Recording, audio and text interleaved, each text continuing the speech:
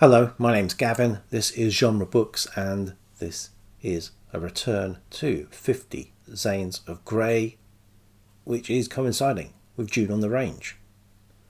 Now, my thumbnail was taking the mick a little bit, but this is episode 5 of 50 Zanes of Grey.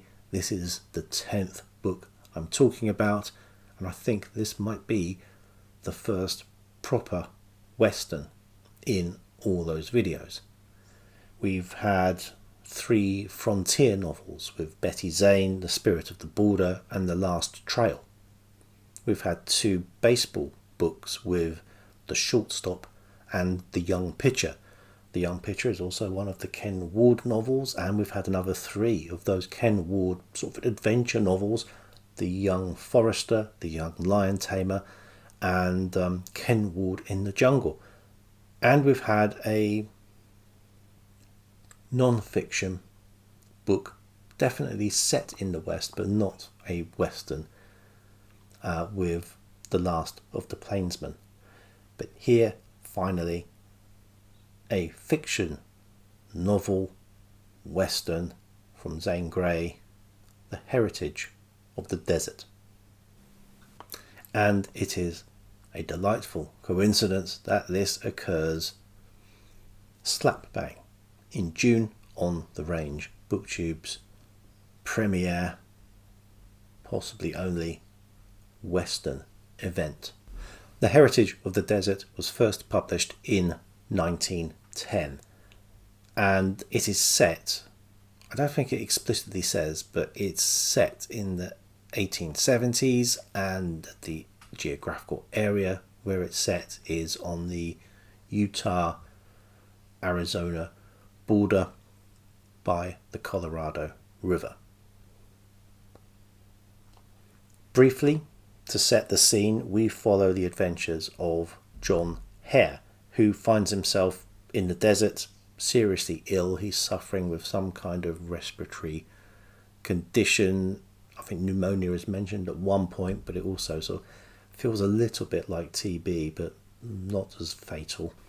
As well as being half dead, he also finds himself falsely accused of being a spy against some local ranchers and rustlers. He is rescued and nursed back to health by Augustus Nab. So he is a farmer, rancher, and a patriarch of a large Mormon family. Hare and Mescal, who is August Nab's adopted Navajo daughter, fall in love. So there is a lot of romance in this novel. But there are complications, both externally and internally. Internally, she's promised to be married to August Nab's eldest son, who is a bit of a wrong-un.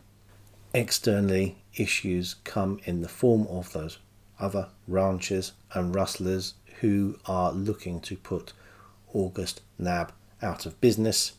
The book has consequently a number of plot lines vying for attention. The first aspect I'd like to look at is Zane Grey's depiction of both the Mormons and the Navajo, so the Native American tribe who are in this book. Up until now, in Zane Grey's books, his attitude to both of these groups has been ambivalent at best and downright critical and dismissive at worst.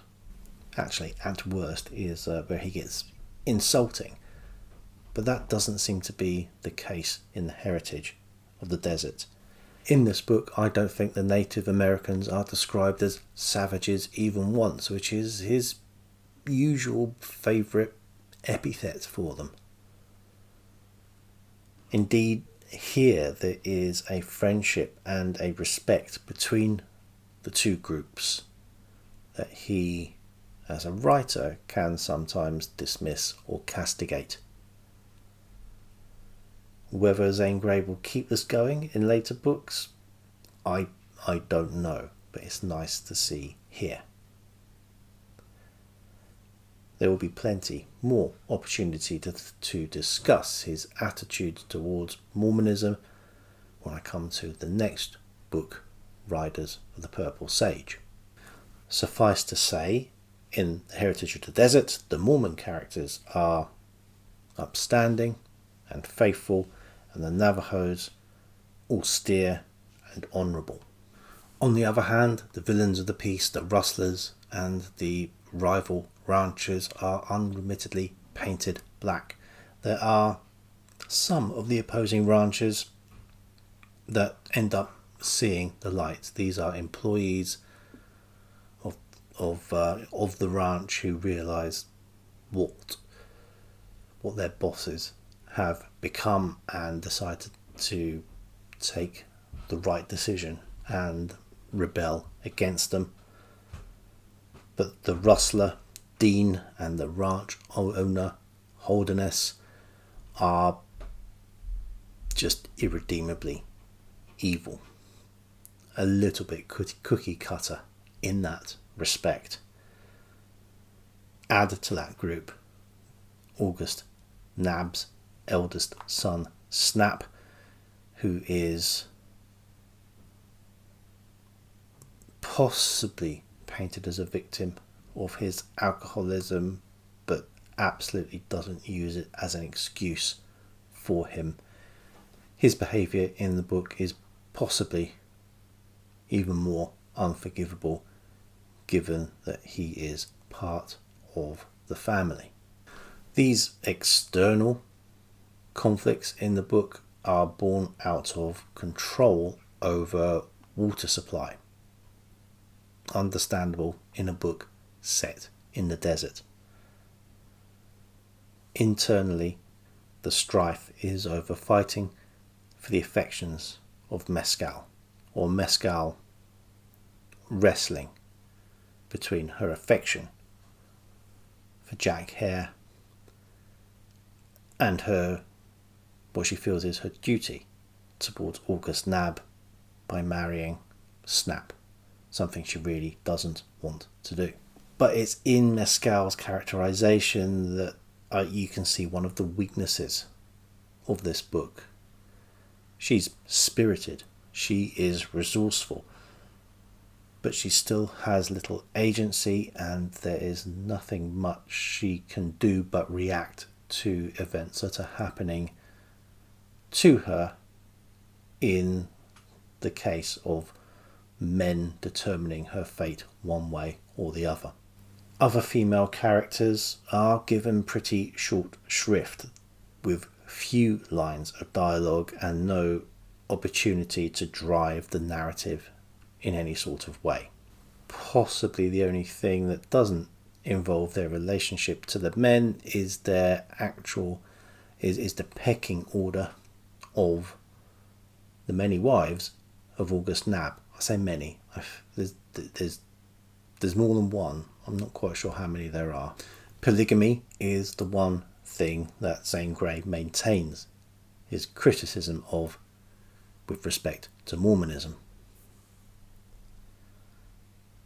Another possible weakness in the book is the unlikely competency shown by Jack Hare when it comes to his cowboy skills.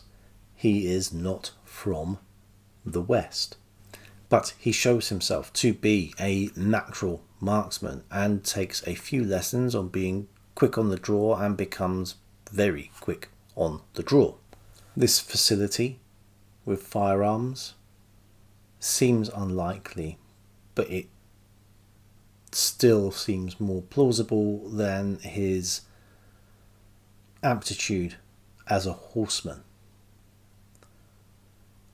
But maybe I'm doing Zane Grey a disservice here. Perhaps his prowess as someone riding a horse is not down to the competency of Jack Hare at all, but actually because of one of the other stars of this book. Silvermane is Jack Hare's horse. He doesn't start off as being owned by anyone. He starts off as a wild horse in the desert with he's the leader of a group of other horses. He stands out due to his colouring and possibly his leadership of these horses, certainly his speed and skill. He is the pride of the desert. Everyone wants the horse who has never been captured. The rival rustlers and ranchers certainly want to be able to capture the horse as well, but it is Nab's ranch who finally does so.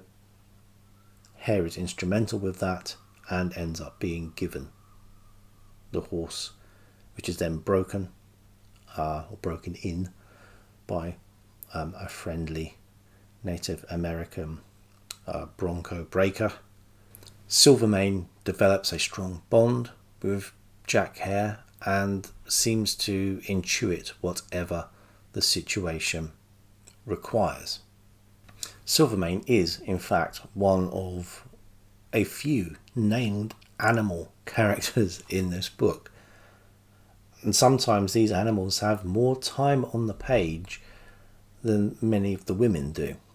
There is Mescal's horse, Bolly, who is again a superb horse who can almost give Silvermane a run for his money. There is Mescal's faithful dog called Wolf, and the dependable mule, Noddle.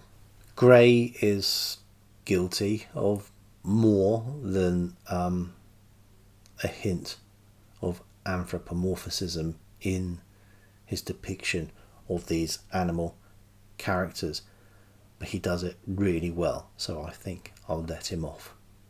The romance angle in this book is sweet, but it's chaste. It's the holding hands under the kitchen table variety of romance, but it is believable despite this, given the situation that the characters are in. They need to keep things a little bit secret. They are still religious people, so they're definitely not going to take things very far. Hare is reluctant to raise the subject of wanting to marry Mescal, as this will go against the Mormon custom of Mescal already being betrothed, and you don't break a betrothal in Mormonism, apparently. August is a placid, peaceful character, but he is an imposing character. He is an impressive presence. He is the patriarch of the ranch, and he is a father figure, both as the adopted father of Mescal and certainly a role model for Jack Hare. August Nab is someone who is, through his faith, very slow to anger. But then, when he does snap, and ironically it is Snap who makes him snap, he is as resolute in his fury as he is in his faith. Moving on to the actual writing, I feel his books get more poetic the more of them that I read. Perhaps for some he is a trifle florid, a little bit purple in his prose, but I really appreciate his descriptions of landscape, and I appreciate it increasingly the more I read of him. There are lots of twists in this book. There are twists, turns, there is suffering and overcoming. There is very little in the way of redemption here. There is a little bit of forgiveness for some, but there is more a sense in the end of justice being meted out. Without giving any of the details, it will be unsurprising to learn the good guys do end up prevailing. I am glad we've finally got to an honest to goodness Western from Zane Grey in this series now. And this is definitely going to continue in the next one with possibly his most famous book, Riders of the Purple Sage. So written around about the same time. And I may be reading 3 books and doing a video. I may decide after having read Purple Sage just to do a video on that one book and follow up with the other 2 in the trilogy. But until next time, bye.